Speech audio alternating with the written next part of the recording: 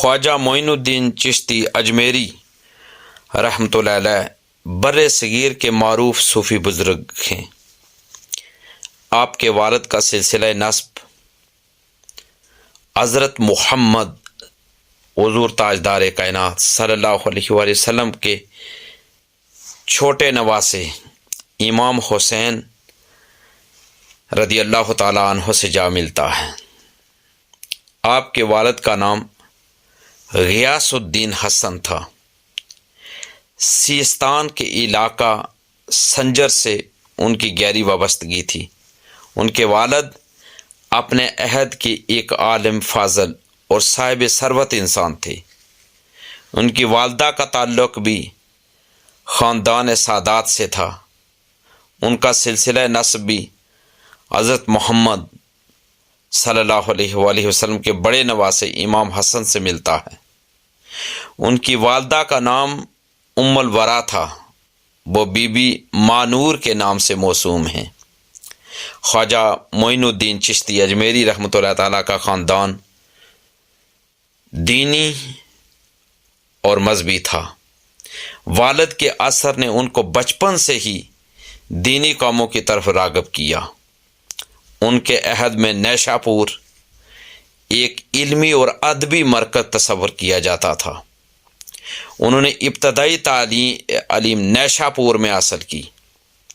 خواجہ بزرگ رحمۃ اللہ علیہ ابھی فقط 14 برس کے ہی تھے کہ والد کا سایہ سر سے اٹھ گیا۔ کہا جاتا ہے کہ والد کے وصال کے بعد ان کو والد کی ملکیت سے ایک انگور کا باغ اور ایک پنچ چکی ملی۔ انہوں نے زراعت کرنا شروع کر دی اور انگور کے باغ کی باغبانی کرنے لگے اور اسی کو اپنا ذریعہ معاش بنایا۔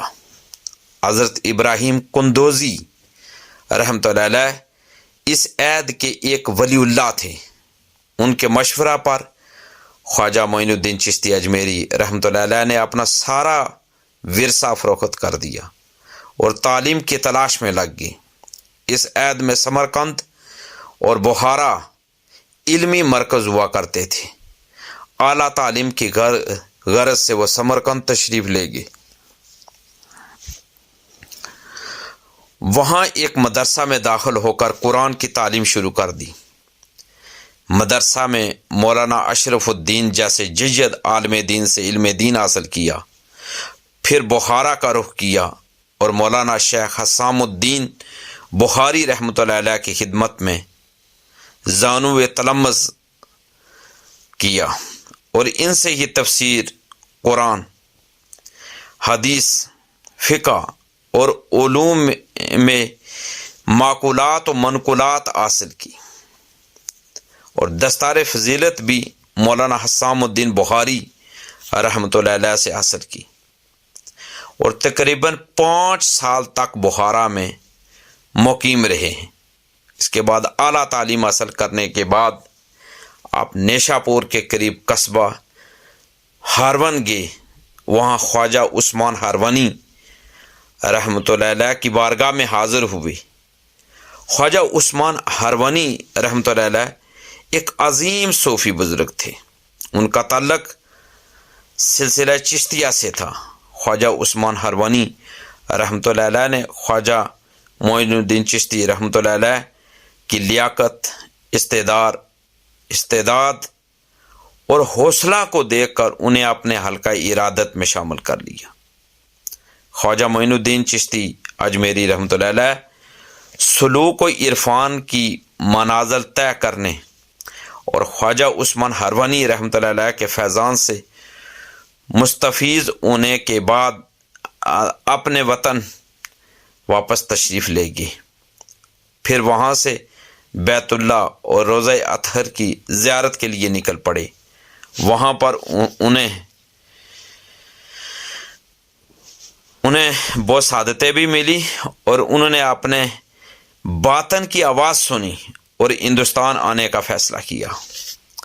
خواجہ معین الدین چشتی اجمیری رحمۃ اللہ علیہ نے زندگی کا کچھ حصہ سیر و سیاحت میں بھی گزارا۔ انہوں نے کہتے ہیں خراسان اس کے بعد سمرقند، بغداد، عراق، عرب، شام، بصرہ، دمشق، اصفہان، ہمدان، اس کے ساتھ ساتھ تبریز اور کرمان وغیرہ کا بھی سفر کیا۔ وہ کچھ مواقع پر اپنے مرشد کے ساتھ شریک سفر رہے، اور سفر ہندوستان کے درمیان وہ بہت سارے اکابرین اور اولیاء کرام کی صحبت سے فیض یاب ہوئے۔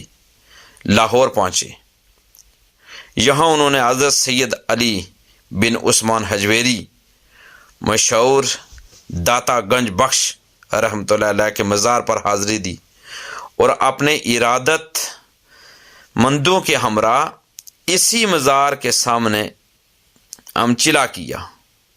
جہاں پر انہوں نے چلا کیا تھا وہ جگہ آج بھی حضرت داتا گنج بخش رحمۃ اللہ علیہ کے مزار کے سامنے ایک حجرہ کی شکل میں موجود ہے۔ چلا پورا کرنے کے بعد انہوں نے وہاں خواجہ معین الدین چشتی اجمیری رحمۃ اللہ علیہ نے چند روز قیام کیا۔ اس کے بعد اجمیر کی طرف کوچ کیا۔ اجمیر پہنچنے تک لوگوں نے راستے میں ان کے بہت سارے کرامات کا مشاہدہ کیا۔ خواجہ معین الدین چشتی اجمیری رحمۃ اللہ علیہ نے ریاضت و عبادت کی مشغولیت کی بنا پر جوانی میں شادی نہیں کی۔ ایک اچھی خاصی عمر گزر جانے کے بعد صرف اتباع رسول کے لیے انہوں نے 2 شادیاں کی۔